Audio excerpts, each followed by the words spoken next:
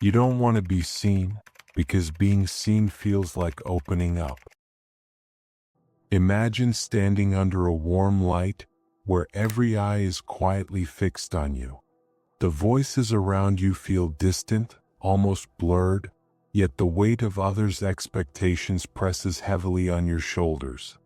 In that moment, the shadows feel more comforting than the light. Because being seen means waiting for approval, and worse, accepting the possibility of being hurt. So you step back. Not because you have nothing to show, but because visibility itself feels like a silent agreement to vulnerability. Why don't you want to be seen? This question doesn't live on the surface. It reaches deeper than simple embarrassment. You tell yourself small, convincing lies. I just prefer peace. Or crowds don't exhaust me. I just choose distance. But the truth is more instinctive. It's self-preservation. The walls you built to protect yourself slowly begin to dim the brightest parts of who you are. And when you dare to open that question, what spills out isn't just an answer. It's traces of loneliness, quiet guilt, and something close to anger. At first, what you feel is discomfort. That discomfort is the first signal of visibility. Because if people are watching you, then your flaws might be seen too. A small mistake no longer belongs only to you. It echoes outward, creating ripples you cannot control. And so you choose silence. Silence feels safe because it offers control. But over time, that silence hardens into numbness. Emotions lose their softness. Relationships lose their depth. That discomfort you once ignored wasn't a warning. It was an alarm patiently waiting for you to listen. Then comes awareness. Awareness is the moment you begin to understand why you've been hiding. Maybe you were overlooked as a child. Maybe your achievements brought envy instead of warmth. Or maybe you were shaped by quiet social rules that told you who you were allowed to be. Awareness is like unfolding a map of your past. Seeing which roads were blocked, which paths you never dared to take. And yes, it hurts, because what you discover isn't just a habit, it's a survival strategy built over years. This leads you to self-reflection. Standing in front of yourself without excuses, without blame, just questions. Why am I hiding? The answers are never simple. There's pride, fear of failure, the weight of expectations, all tangled together. And when you face them alone. That kind of solitude can feel sharp, almost unsettling. But real change rarely arrives gently. It asks something from you first. Sometimes the desire to disappear comes from society itself. The rules, the expectations, the invisible lines you're told not to cross, they can make the world feel like a confined space. And rejecting that space feels like freedom. I'm not part of this. But even rejection can become a role of its own, a quieter, lonelier mask. Because even when you step outside, you're still standing in the shadow of what you left behind. Sometimes exclusion is something we do to ourselves. If you look closely, you might sense something reminiscent of Fyodor Dostoevsky in all this. The contradictions, the inner conflicts, the quiet pull between hiding and being seen. His stories remind us of something essential. Being seen isn't just about others noticing you, it's about facing yourself. And that requires confronting shame, imperfection, and truth all at once. It wounds, but it also frees. Even the idea of free will becomes uncertain here. You think you're choosing to stay hidden, but are you really? Or are you simply selecting the least painful option among limited choices? Life rarely offers perfect conditions for freedom. And sometimes, not wanting to be seen is less of a decision and more of a reaction to that limitation. There's also pain, always intertwined with visibility. The more open you are, the more you risk being hurt. So withdrawal feels safer. But pain is also proof that you are present, that you are engaged with life.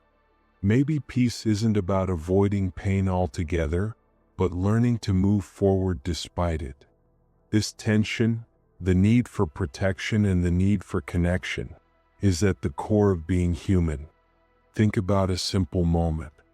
You're at a dinner table, surrounded by conversation, yet you remain silent.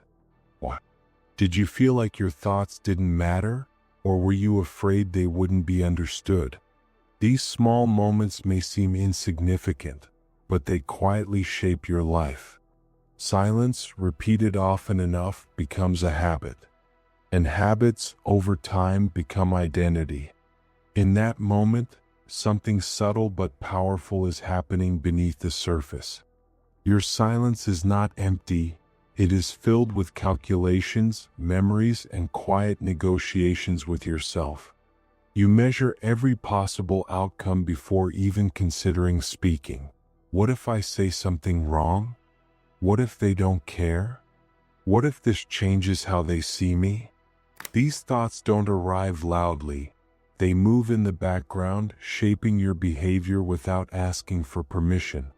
And over time, this internal filtering becomes automatic. You don't just hold back your words, you begin to hold back your presence. You laugh a little less, you share a little less, you reveal only what feels safe.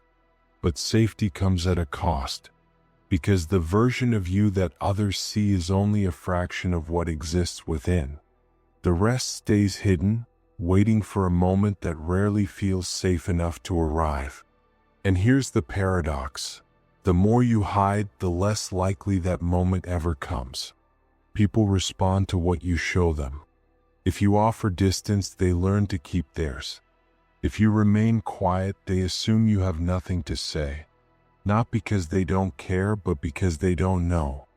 And slowly, a quiet misunderstanding forms between you and the world. You begin to feel unseen, but at the same time, you are the one dimming the light. This realization can feel uncomfortable, even unfair. Because it's not that you chose this pattern consciously. It formed over time, shaped by experiences that taught you caution. Maybe there was a moment when you spoke and were ignored. Maybe you opened up and were misunderstood. Maybe you were judged, dismissed, or made to feel small. And your mind learned something very simple. It's safer not to try. That lesson stayed. It became part of your reflex. But reflexes, no matter how protective they once were, are not always accurate in the present. The environment changes. People change.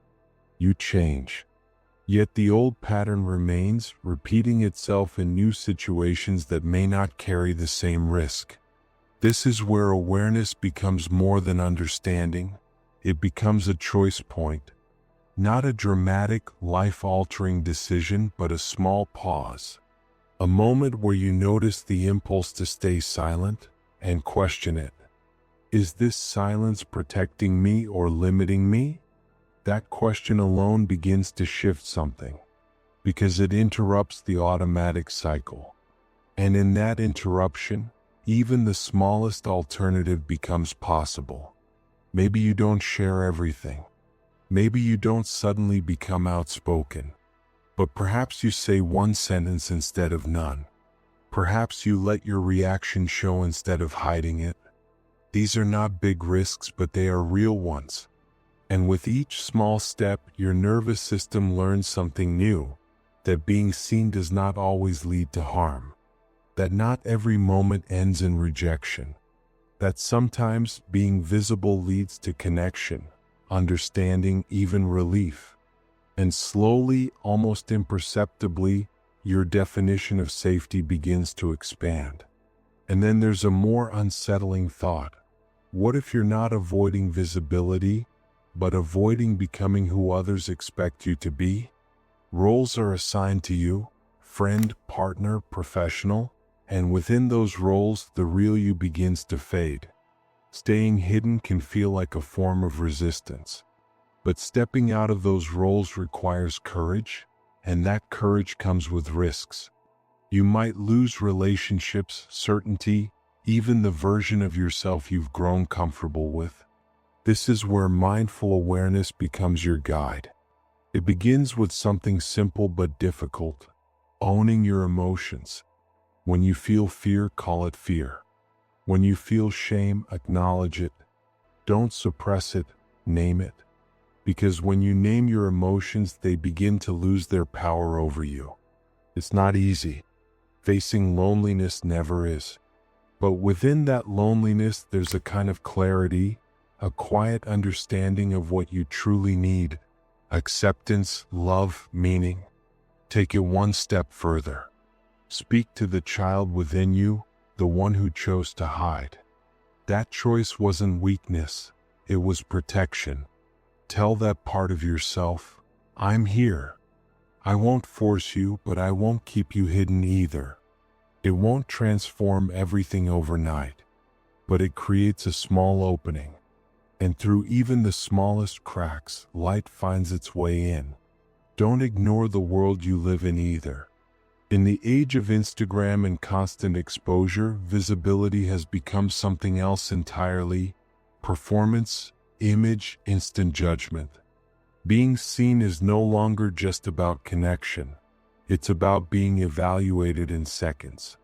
And that makes everything feel riskier. But behind all that polished brightness, there's often something real: loneliness. Someone else's glow won't light your path.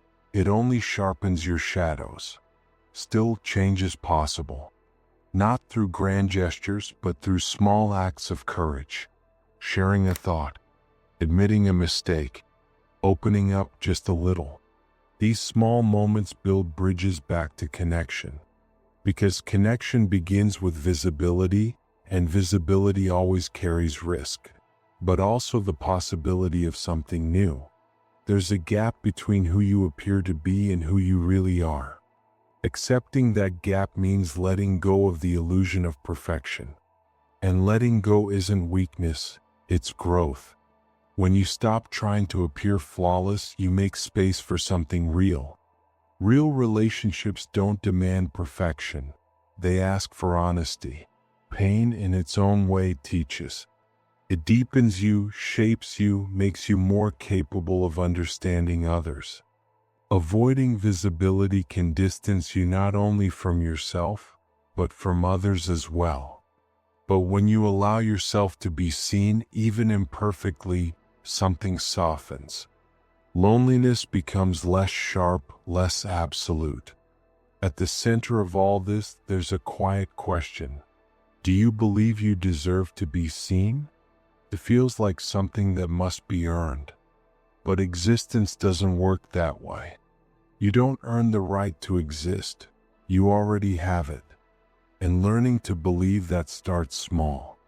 Record your voice and listen without judgment. Send a message without expecting a reply. Try without forcing perfection. Every small step matters. And remember this: being visible doesn't mean being exposed all the time. You can choose when, where, and how much of yourself to show. Visibility can be intentional. And when you approach it that way, control returns, not as a shield for hiding, but as a tool for connection. So if this feels familiar, don't push it away. Don't delay the question. Do something small. Say something real. Not for others, but for yourself. This isn't about performance. It's about movement. There's no final answer waiting for you here. Because being seen is not a destination. It's a personal, ongoing journey. And maybe that's the point. When there's no clear answer, the question stays alive. And questions, they move you. And now you're left alone with your thoughts. But maybe loneliness isn't something to escape. Maybe it's something to face. Because taking even one step forward might be the most honest thing you've done in a long time.